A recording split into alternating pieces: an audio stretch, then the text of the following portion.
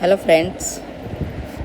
तो आज हम झारखंड बीएससी नर्सिंग 2020 में जो क्वेश्चन केमिस्ट्री में पूछे गए थे उनके बारे में हम आज डिस्कस करेंगे। तो चलिए बिना समय गवाए हुए क्वेश्चन नंबर फर्स्ट की ओर देखते हैं। What is the name of reaction between the methane and chlorine is diffuse sunlight. Means क्या बोल रहा है कि मीथेन एंड क्लोरीन डिफ्यूज करेगा सनलाइट के लाइट, देन क्या फॉर्मेशन होगा। तो क्या हो जाएगा आंसर, सब प्रतिस्थापन प्रक्रिया होगी। उसका नाम क्या होता है, प्रतिस्थापन। आगे देखेंगे, which among the following has kelvin and it's SI unit. Kelvin किसका है और इसका मात्रक क्या है, तो थर्मोडायनेमिक टेम्परेचर का है। The term chloroalkali refers to the two chemicals which is ultimately produced as a result of the electrolysis of salt water। तो क्या हो जाएगा, chlorine and alkali, chlorine and alkali.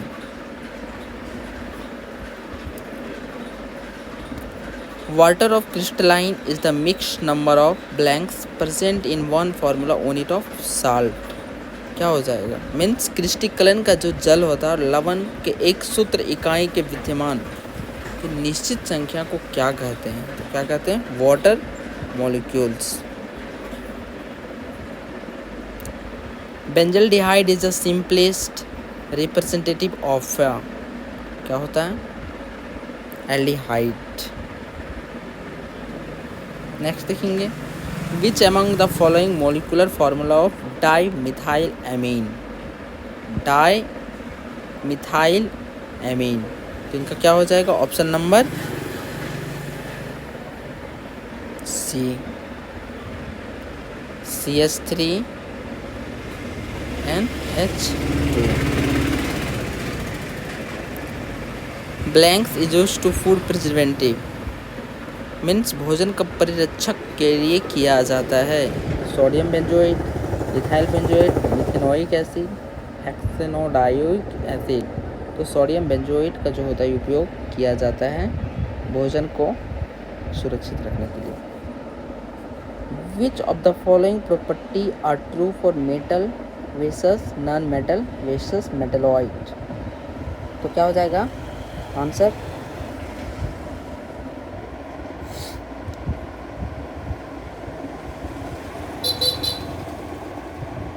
देखिए आंसर क्या हो जाएगा, धातुओं में चमक होती है, अधातुओं में आमतौर पर चमक नहीं होती। कुछ तत्वों में धातु और अधातुओं के बीच मध्यवर्ती गुण होते हैं, इसलिए इन्हें उप धातुएं अर्धधातु कहा जाता है। तो ये बात सही है, धातु उष्मा एवं कुल चालक होती है, ये बात गलत है। धातु की पतली चादर में पिटा जा सकता है, ये बात सही है। तो फर्स्ट एंड थ्री किसमें है, option number B. Which of the following is referred as the father of modern chemistry. किसको बोलते हैं, किसको कहा जाता है आधुनिक रसायन विज्ञान का जनक, तो Antonie Leeuwenhoek, option number 3। Next देखेंगे, the Lussac discovery of integer ratio in volume relationship is actually which among the following laws. Law of definite property of gases volume, law of multiple property, law of conservative of mass, law of definite property. तो gases volume के बारे में इन्होंने बताया था। और I hope आप सभी लोगों को ये सब क्वेश्चन ईजी लग रहे होंगे, आप लोग से ईजिली बन रहे होंगे। Which of the following is defined as a class of natural and synthetic substance composed of very large molecules called macromolecules that's a multiply of simpler chemical unit called monomers is known as a polymers। ये NCERT का lining है। Which among the following is the main use of polypropane polymers। क्या होता है, manufacture of ropes, toy, pipes, fibre. इस chapter को इस बार के सिलेबस से हटा दिया गया है NCERT के, जो क्लास 12 बोर्ड में होते हैं। Most commonly are prepare for the condensation reaction between the organic alcohols and carboxylic acid. क्या हो जाएगा, पॉलीएस्टर।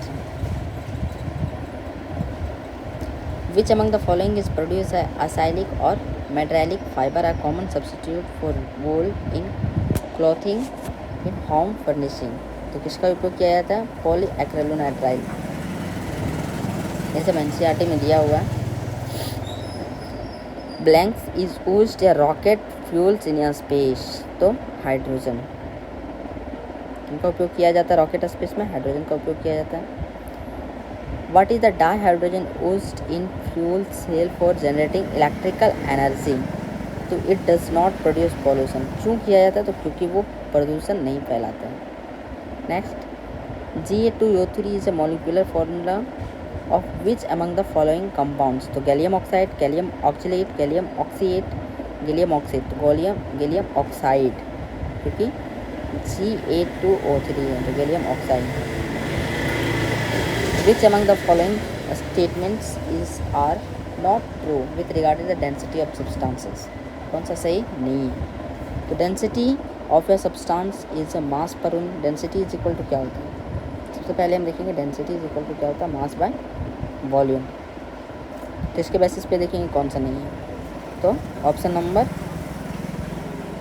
ऑप्शन 2 और जो 3 है वो केवल option number 2 3। Which among the following reaction is used to produce salicylic acid? Salicylic acid ये organic chemistry का है। तो सैलिसिलिक एसिड कब बनता है? तो कॉल्बे रिएक्टर में सैलिसिलिक एसिड को प्रोड्यूस होता है।